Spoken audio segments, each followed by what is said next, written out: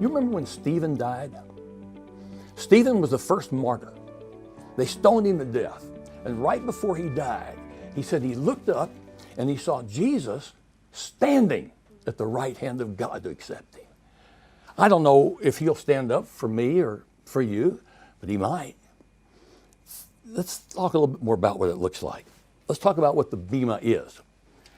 The word Bema is a Greek word. You see it written there. It's sometimes should be pronounced, people would pronounce it Bema, and that's supposedly the ancient Greek pronunciation.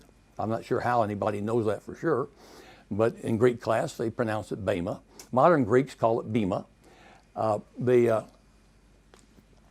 English pronunciation of it, of course, is Bema. Again, remember the word Bema refers to a place where you have a judge would sit. Now, I want to give a picture of this. In the Bible, the picture of the end of our lives is pictured like at the end of the Olympics or at the end of a race. And so we normally, and I would normally share it this way, it's like the judge at the end of a race.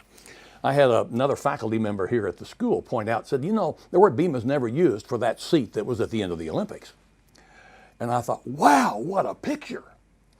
You finish the races in the Olympics and you get to go down to the governor's palace, and you go into the governor's palace. He's sitting there on his judgment seat where he passes out his laws and rules and direction and authority, and that's where you get your judge. That's where you get the crown. That's where you get the rewards. So the Bema is the judgment seat of a ruler. You got this if you look at it in Acts. It's over and over again. Acts 18, you got it in a variety of places going through the book of Acts where Paul the apostle has got to stand before a local ruler. And the local ruler sits on his seat. And that seat's called the Bema. That's what the Bema is. It's the place where a ruler sits and he can make judgments. And so he calls it the judgment seat.